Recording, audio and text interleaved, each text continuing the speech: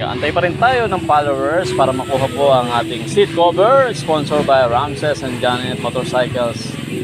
Accessories matatagpuan sa Phase 5 ng Mabuhay City ng Barangay Wow, Mamati. Siyempre dito pa rin tayo sa Phase, hindi pala Phase, Southville 4 ng Barangay Kaingin.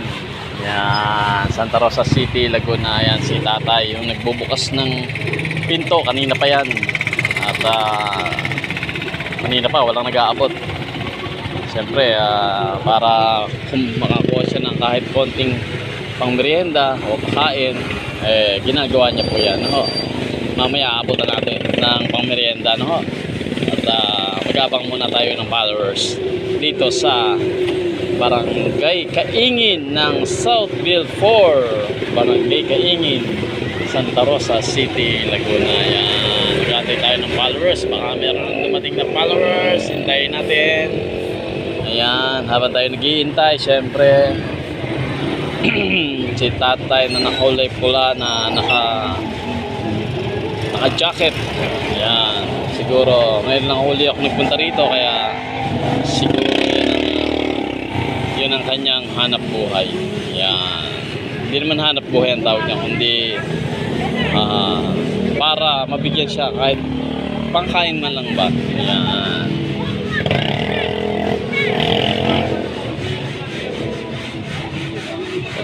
Ayan, kaya inaghihintay tayo ng followers dito, mga idol. Ayan. Ayan, dito pa rin tayo sa kanto ng Southville 4 ng Barangay Kaingin, Santa Rosa City, Laguna. Ayan, hintay tayo ng followers natin.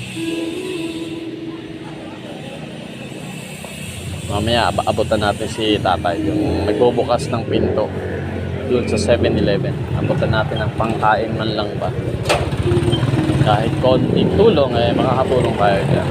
Hindi man malaki bigay natin, at least para sa kanya malaki na yun. At